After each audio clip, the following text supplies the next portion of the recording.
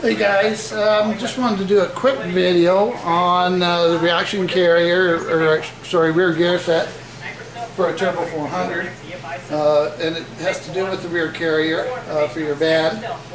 Basically, this thing floats around and it's normal, and if you can see here, you probably got 100th hour or more there play.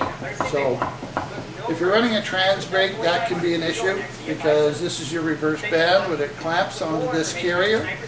So there's a couple ways you can go about it. I'll just take this center support off, set him down there. And this is the rear carrier here. So we're going to pull him off.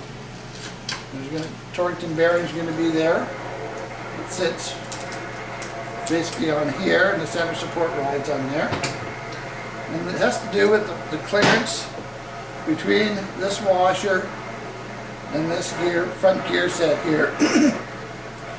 That's where the play is. So there's a couple ways you can go about it.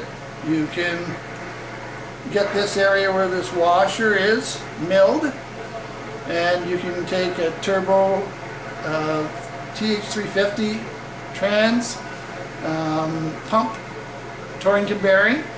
There's a kit you can buy, and it comes with shims. So you can mill this area, put that bearing in here, and then you have the shims to set your clearances. And then there's a second way you can go about it. I'll show you.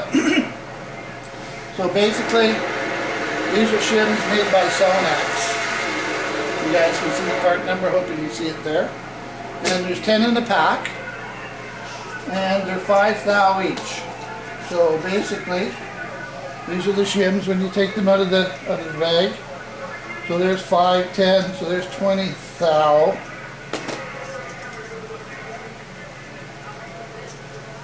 I'm not sure how much play I got. I never measured it, but we're going to go ahead and stack 4 on and see what happens.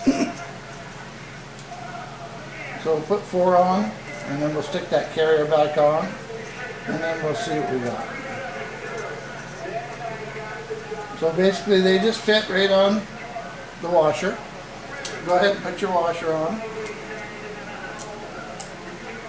And those will fit right down in there. And then you can take your carrier, put it back on.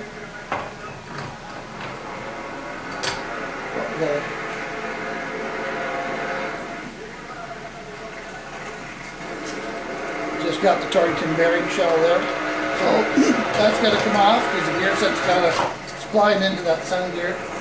And then you can take those, put your bearing back on. Make sure you got your race. Sorry. Make sure you have your race for the center support, and then you can go ahead and put that all back together, and we'll just check it.